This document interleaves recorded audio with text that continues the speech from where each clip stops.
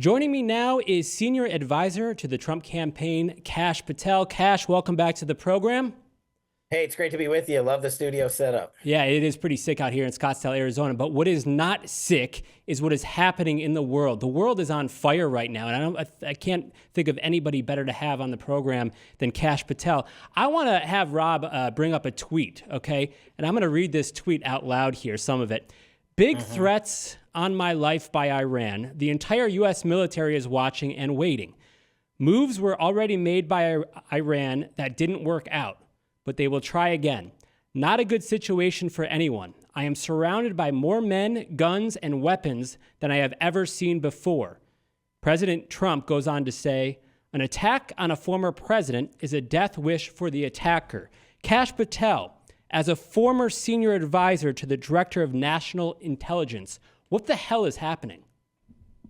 Well, unfortunately, you have seen the tragic results of the total weaponization of our defense apparatus and our intelligence communities. President Trump, when he was there, when I was his deputy director of national intel or running his counterterror programs or chief of staff for the Department of Defense, made it very simple. The message was the no-fail mission of the United States of America comes first. That means we focused all of our tier one collection efforts against adversaries like the CCP, Iran, the mullahs, Al-Qaeda, the narco traffickers, the terrorists, and everything else we could do to bring home American hostages.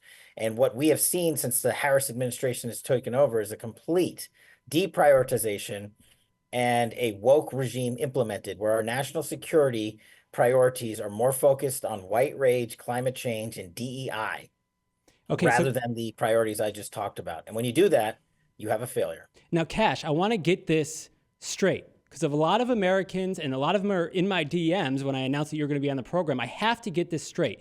The Trump campaign is saying intelligence officials have identified that these continued and coordinated attacks have heightened in the past few months. So we know what happened in Butler, PA. We know what happened in Florida. I'm under the assumption that those were like lone gunmen, mentally insane people. Are they saying that those attacks were associated with Iran, or are they saying other attacks that have been stopped that the American public doesn't know about were associated with Iran? People are completely confused.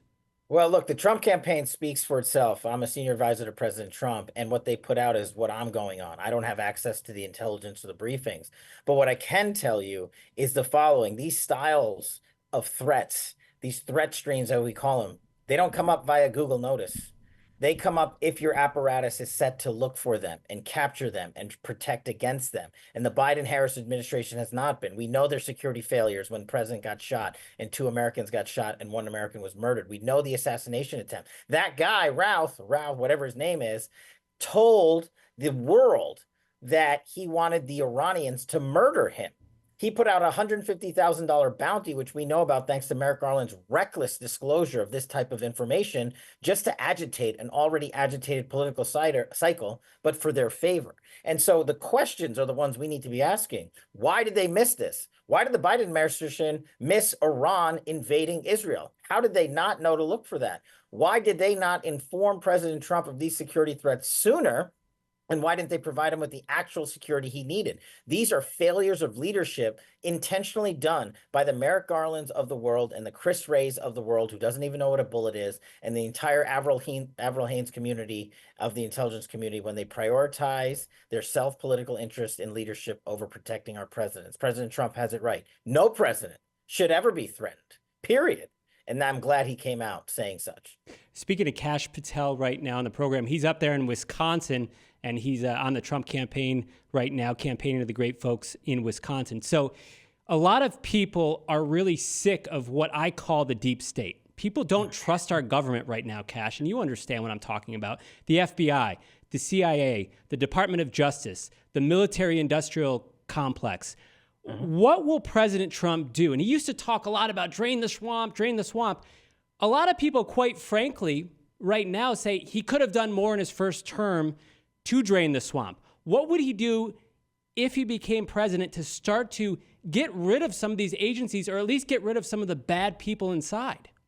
I understand their feeling. And look, Monday morning quarterbacking is easy. I was there with the president. But you have to understand that the deep state didn't just pop up when Donald Trump came down the escalator. It's been decades in the making. It's going to take more than one term to clear out these people. We had to first go out and find out who these people were. And they weren't just Democrats, they were Republicans too, and rhinos. There were people like Mark Esper and Bill Barr and Mark Milley and Gina Haspel and Rod Rosenstein and Andy McCabe, and the list goes on. It's all in Government Gangsters, our movie.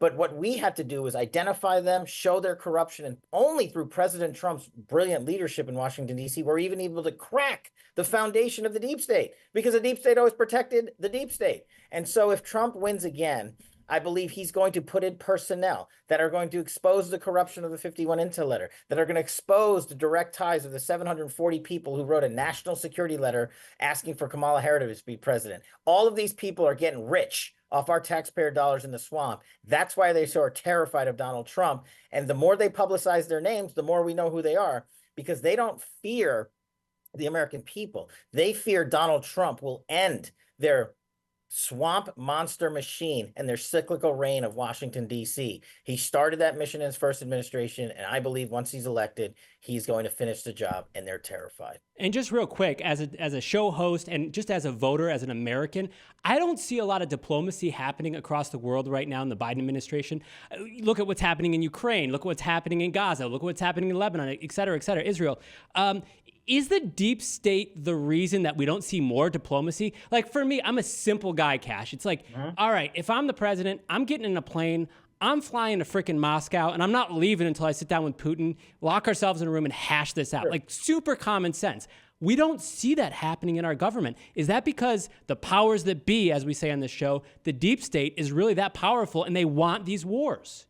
Yes, the deep state is that powerful. And one more reason, Harris and Biden don't have the wasta to take on these leaders of the free world and of other places around the world, like a Russia and the CCP. They're just not respected, so they don't even get a phone call. And they can't show up because they won't let them show up. And that's the most important part about having a failed commander-in-chief and why you can't have Kamala Harris. You know what they're doing? They're busy inviting Zelensky to interfere in our elections and sign bombs that Americans made in a Pennsylvania factory with Governor Shapiro so that they can manufacture that media hit job and produce it outright. And so that is the answer as to what the deep state's doing.